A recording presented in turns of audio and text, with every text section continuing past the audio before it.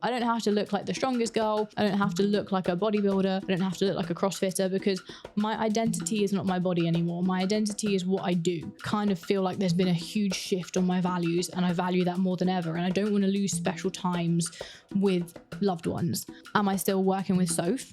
No. I said to Soph when I decided that I was going to move away from bodybuilding that I just needed time to figure my shit out.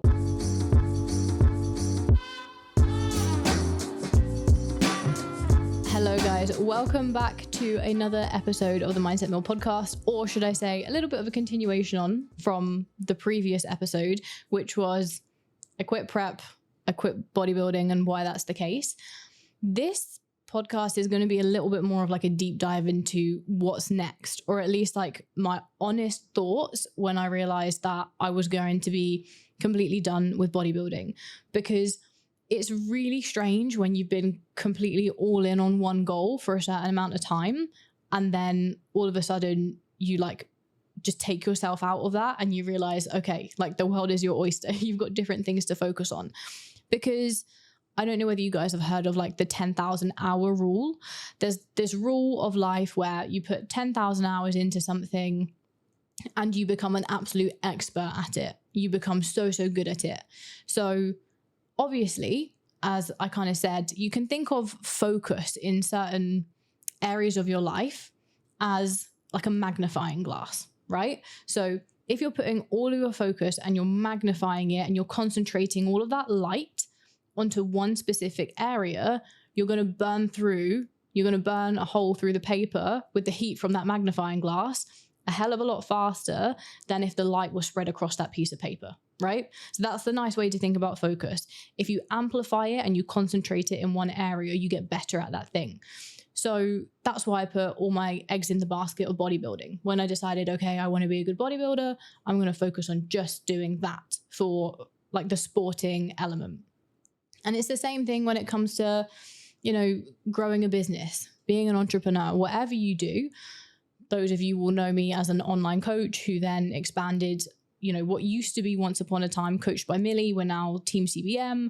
We're now a team of coaches, not only a team of coaches, but, you know, we've got several different people in different positions who are working to make everything phenomenal for our clients so that they feel the best in their health, their body, their minds. We're developing our tech. We're putting out, you know, awesome content because we decided to go all in on this particular element of our life. And so let's say, for instance, if you can relate that to your studies, perhaps you studied, you've been a university student, or you're a very career-driven person and you've always been focused on one particular element, and then all of a sudden you decide to quit, or you can't do that thing anymore. And then it's like, oh, okay, so like, what do I do now? You know, it's something which can be quite intimidating. I also think it's important to assess when it's the right time to quit something, or how you might know to quit something that you've gone all in on. So to those of you who, I mean, I'm sure there's many of you who listen to the Diary of a CEO, Stephen Bartlett's podcast. He's written, I think a couple of books now, but his first one, Happy Sexy Millionaire. In that book, he talks about the quitting framework, about when you know if it's the right time to quit something that you've either put a lot of time and effort into already, or that really means a lot to you. And part of it is the kind of equation of, are you thinking about quitting because it's really hard and it's really challenging, or because the thing sucks and you don't enjoy it? If it's really, really hard and challenging, then you've got to ask yourself, well, is continuing putting in the work going to be worth the reward in the end? And you kind of say, yes, it will be. So you continue, or no, it won't be. And then you quit. So that's one side of it. Then the other side of the quitting framework, which is, you know, does it suck and are you not enjoying it? You can then kind of ask yourself a few different questions. Can you find a way to enjoy it more to make it less likely for you to quit? And if you can't find a way to make it more enjoyable, then are you willing to suck it up, the fact that it's hard, because it's worth the reward in the end? And then you say yes or no. So I kind of had to use that quitting framework to go into the thought process of like, I've dedicated a lot of my career as an athlete to this particular area and I'm going to quit. But is it the right thing? Like, am I quitting because it sucks? Is it worth the reward? Can I make it more enjoyable? And I think I kind of went around that a little bit. Yes, I could have made it more enjoyable, but would it have been worth it in the end? No, I don't think so. I don't think, getting a first or second or whatever placing, even if it was like optimal at bodybuilding shows, would have been worth it for me to have sacrificed all the other elements that I said were important to me at this point in my life. But when we talk about business, for instance, and, have I ever thought about quitting, building Team CBM? I mean, to anyone who owns a business or who is an entrepreneur, I think, it's so easy to think about quitting a lot of the time. Sometimes you even think that you might be forced out of business depending on how things go, right? I have been at the very bottom of the barrel when it comes to running a business, and I've been, high on cloud nine to where I never thought that we could get to certain places that we've been. But did I ever think about quitting and think I'm going to quit because, I really don't see this being my future? I really don't see this being something that's important to me. No, like it's always been 110% my passion and worth the reward. So that's why I'll focus on Team CBM as a business, but why bodybuilding wasn't quite falling into that area of the quitting framework. So yes, even though I might have dedicated tons and tons of hours and have been working towards that, 10,000 hour mark to be an expert in something, I used the quitting framework to figure out whether it was right for me. And I think it's awesome. Lots of my friends have used the quitting framework to figure out whether to change their university course, whether it's been a case of actually deciding to do something different from a career perspective, whether they do carry on with their business or they don't. Like there's so many different ways that, you can actually take quitting to be something that is within your power because it's going to move you on to something that's better for you. Whereas previously quitting used to be really frowned upon. So I've confidently quit what I was doing before. If I wasn't confident about it, I wouldn't be talking about it to you right here on this podcast episode. And so then it's like, okay, well, what now? What do I do now? Because I've got no, as I said, massive aspirations when it comes to my physique. Actually, that's wrong. I would say that's wrong.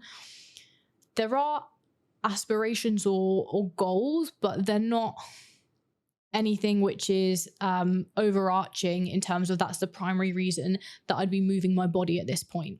I'm more so going to move my body out of enjoyment and because of health reasons. So what do I want from a physique aspect moving forward? Well, actually, one thing, I think I get this from Nathan. Nathan tells me this all the time. The easiest way to figure out what you want is by figuring out what you don't want. So by knowing what's not right for you, you can figure out what is right for you. And I kind of resonated, or I think of that when I think about what I want from a physique perspective moving forwards. This time last year, I was 20 pounds heavier. I was 20 pounds heavier with muscle, but also with body fat because I was aiming to, build as much muscle tissue as possible for my bodybuilding goals. But I was not comfortable at all or happy at all within that body composition. I felt unfit. I felt pretty miserable. I didn't really recognize myself in the mirror. I felt sluggish. I was just like getting to this position of discomfort for muscle growth or for the benefit of muscle growth. At the time, I thought that it's what I wanted, but looking back, I realized actually how much I was just sucking it up because I thought that it's what I wanted. Or maybe I really did want it at the time. I don't know. I'd have to go back in time and ask Millie there. But now I know that I don't want that. I don't want to pursue bulking up to put on muscle tissue because I'm really happy in a body composition where I feel fit, athletic, healthy, and where I suppose I do have a little bit of visible muscle definition. I'm at the stage now where you can see my quads pop a bit. I haven't trained in a few days after traveling back from the UK, but when I do train, I can get a little bit of a delt or a bicep pump. I'm happy. I feel like I look like someone who lifts. And that's good enough. I don't have to look like the strongest girl. I don't have to look like a bodybuilder. I don't have to look like a CrossFitter because my identity is not my body anymore. My identity is what I do. That's also really important to consider is how much do you attach your identity to what you look like? Because my identity completely used to be attached to what I look like. Unless I was shredded, unless I was lean, I thought people would roll their eyes when I said I was a coach, right? I thought that they wouldn't think that I was a coach. But actually, now my identity is different. I'm a coach, I'm an entrepreneur, I'm a girlfriend. I'm a big sister, I'm a this, I'm a that, like all of these other important things that matter more than ever to me are a representation of who I am as opposed to just what I look like. So I think that also is a reason why, yes, my body composition matters, but more so from a place where I feel healthy and I don't feel like I'm in a position where I'm either sluggish and unfit, or where I'm in a position of where I'd been previously, which is, you know, so low on energy because I'm crazy lean that I look sick, because I've also been there as well. I just kind of want to be in a bit of a middle ground where, you know, I feel like I've got some muscle tissue. I don't feel like I'm carrying, you know, unnecessary body weight. And if I do have some bigger glutes and bigger hamstrings, then great, because, you know, most girls want that. I think most guys probably want that as well. So like, it's one of these things where for me, like hypertrophy, muscle growth, yeah, it matters, but also having a healthy heart and being able to, you know, be more athletic and have better endurance also matters. So I do have some idea of what I want from a body composition, which is probably somewhere, if we're talking about body weight, you know, between 5 pounds up and 5 pounds down from where I'm at now. So like a happy medium, pretty much maintenance. But also like anyone, I'd like some more, you know, muscle tissue, because I like the look of more muscular and athletic physiques, but also not to the point where, you know, I'm going to do anything extreme to get there. And I think it's also important to understand when it constitutes looking at a body and thinking, okay, what can that body do? And I want my body to identify to me, or for me to identify as someone who's athletic, because I really did enjoy the part of prep where I got to the stage where, even though I was really low on energy, I was doing an hour on the Stairmaster and it felt easy. Like that was a crazy level of fitness that I'd never got to. So now that's made me think, okay, well, how else can I get my fitness levels up? You know, how else can I build up that endurance? Would I ever be able to run a 10K? Like that's something that I've never done. I'm going to hold my hands up and say I've never been a runner. Or would I be able to really work on more conditioning style work? You know, because previously whilst at university, I did do CrossFit style training. And I'll never forget like nearly vomiting at the end of some of those sessions because they were so intense.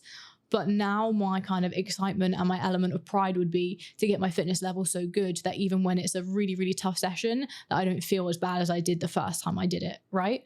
So the excitement is placed in different things. It's placed in what my body can do for me. And as long as my physique kind of represents a body that's, you know, a healthy one and one that can allow me to do the things I want to, then fantastic.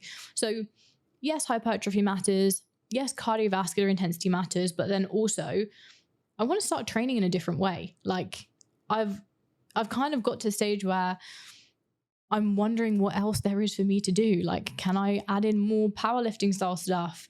Because that's how I got into training. Because I simply got into training because I wanted to feel strong.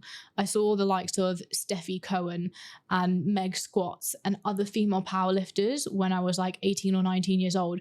I was like, wow, these girls are tiny. And then they go and rip a deadlift from the floor, which is like triple their body weight. How cool is that?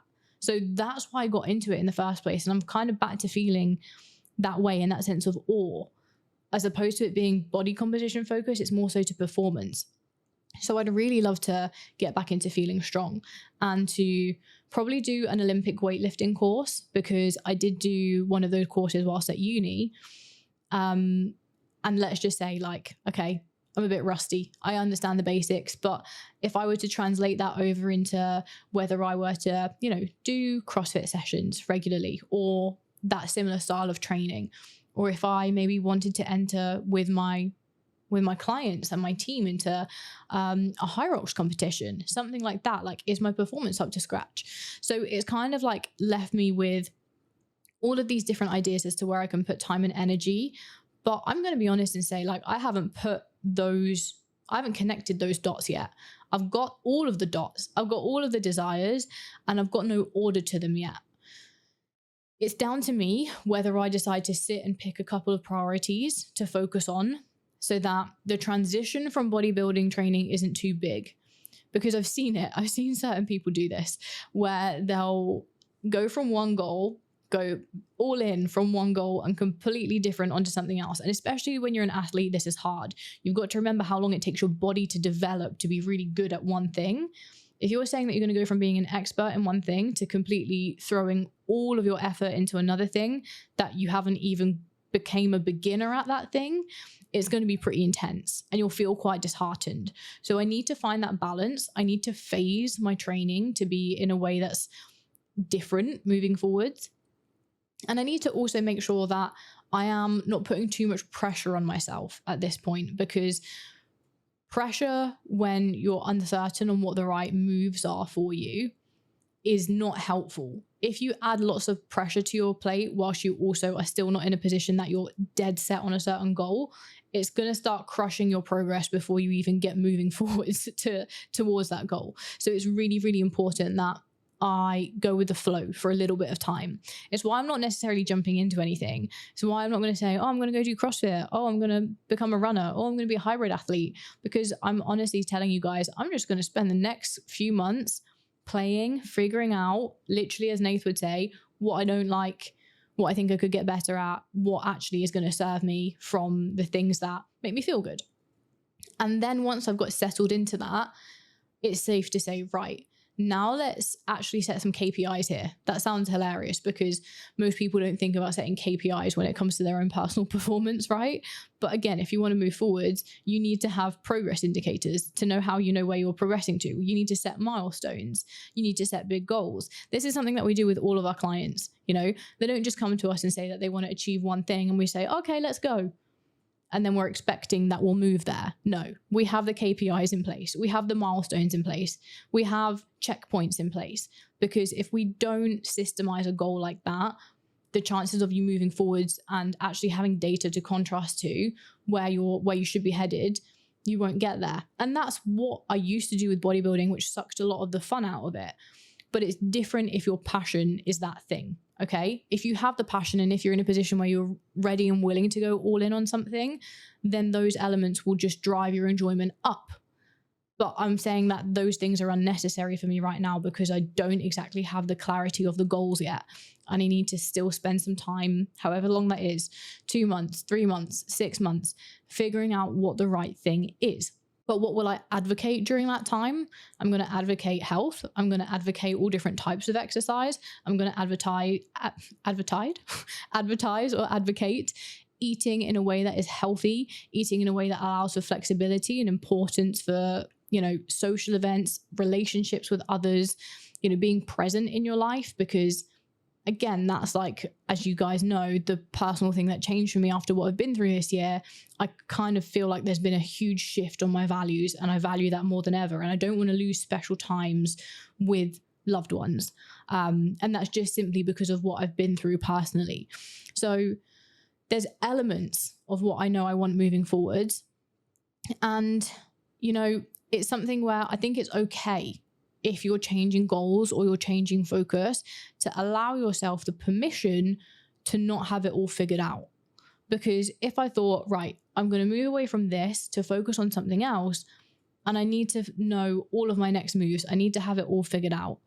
If I put that element of pressure on myself, it really can end up forcing you down the wrong path quite quickly. Possibly the reason that I was focused on the wrong goal in the first place. So give yourself permission if you're changing your goal or if you're having some time where you're not quite sure on whether this is the right thing for you, to just try different things, to suck at some things, to be good at some other things, to hate certain things, to like certain things. But make sure that you spend time reflecting. I will spend time, whether it's every week, every couple of weeks, sitting down and reflecting, what have I found that's good? What have I found that's bad? What do I need to change moving forwards? And then once you've got that data and you kind of feel like you've got that spark and that direction starting to pull together, that's when I would say is the right time that you get an expert involved or you get someone who's going to help you with camaraderie. So will I have a coach moving forwards? Yes, I will have a coach. I will hire a new coach. To those of you who are probably wondering, again, off the back of the last podcast, am I still working with Soph? No, I said to Soph when I decided that I was going to move away from bodybuilding that I just needed time to figure my shit out. And I was like, if I don't have a goal, I'm uncoachable and I just need some time to figure out what I want. The one caveat that I'm going to say there, so please listen if you are anyone who is not a coach yourself. I am well versed in this process enough that I've been through a reverse diet several times. I've competed before, and also I'm a coach with experience. So I said to Soph, I will handle my reverse diet. I will transition myself into more sort of a lifestyle phase. And the reason why I completely cut ties was because I needed cut ties with Soph's coaching, not with Soph. We're still on very good terms and good friends, just to clarify. The reasons why I said to Soph, like, hey, from the coaching aspect, I just need to take a step back, is because the bodybuilding style coaching doesn't work when you're in the position of wanting to have more freedom and actually spend some time away from analyzing body composition, analyzing scale weight, analyzing all of those things. And instead just carefully managing a reverse diet was the important thing for me to focus on. So I don't have a coach at this point, but I also think I need some time to figure out what I need, and then I will get a coach. And then I will also do the same thing that I would advise anyone to do, which is shop around, speak to different people, speak to people that you resonate with, you gel with, who can offer you tons of value, who are invested in your journey just as much as you are, if not even more. Find a coach who gives a shit and really cares, because that's how you're going to get the most phenomenal experience. Okay.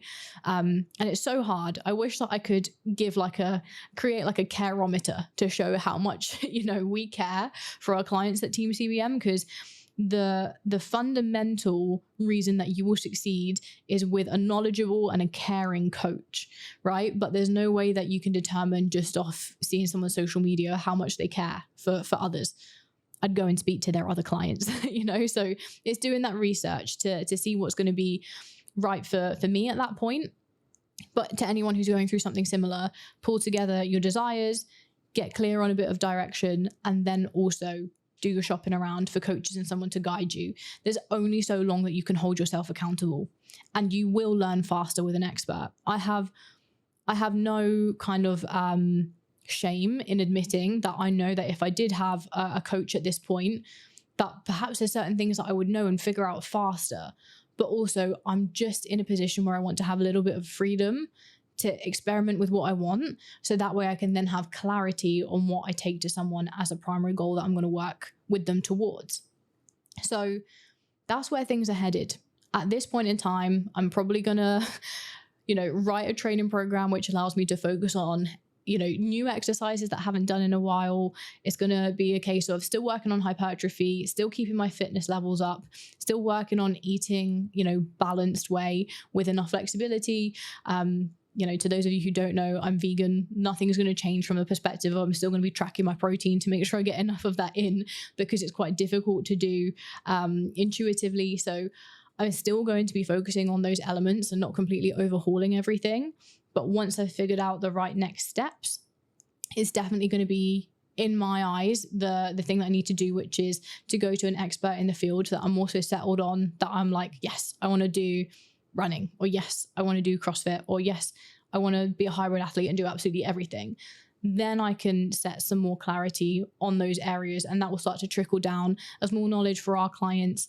Then it will really start to be of more benefit to those who engage in my content and follow along my content, because I literally am going to take you through everything. As soon as I decide, okay, this is what I'm doing, I'll show you how I'm doing it. I'll talk you through the process, because I know that sometimes when you're watching someone else learn, you learn with them. Or if I make mistakes and I'm showing you the mistakes that I make throughout the process, then hopefully you won't make them as well when it comes to listening to my story. So that's why I think it's important for me to be super transparent and just to be honest about the fact that I'm taking a little bit of time to figure out what works for me. But in the meantime, I'm excited because we've got so many clients with really big goals at the moment, and so many things to focus on from a perspective of how we're building the team, bringing back the podcast, bringing back YouTube in a way which isn't just completely solely focused on bodybuilding. So there's a lot of exploration and just a new chapter for me to go through. So what's next? I don't know. I've recorded this podcast, and the honest answer is I do not know. But I will teach you and I will show you as I go through the process and I figure out what I do need and want. So just before I wrap up this episode, the one thing that is really important that you guys know is I really benefit from you guys telling me which guests you want on the podcast and what kind of content or questions you have. So hit me up on Instagram. The link is going to be in the description box. Like, just go and ask me questions. Say, hey, podcast question, podcast guest, can you do this, this, and this? Because that then means that I can actually mold the content to not only what I think you guys want, but definitely to knowing what you want. So please, if there is anything that you want to see more of or any questions that you have, let me know and I'll make sure that I get that covered moving forwards. The other thing is, if you are wanting at this point in time to begin your journey after listening to this of having a little bit more direction and expertise on your own goal, whether it's physique focus, muscle growth, fat loss, whether you do want to work on a little bit more of a hybrid approach and just be a healthier, happier person, we've got coaching spaces available. So please just click on the link below. It will be apply Team CBM and you will be able to just send in an application form there to tell us a little bit more about you and what your goals are. And then I will get back to you personally. Thank you so much for tuning in, guys. I will catch you in the next one. Much love.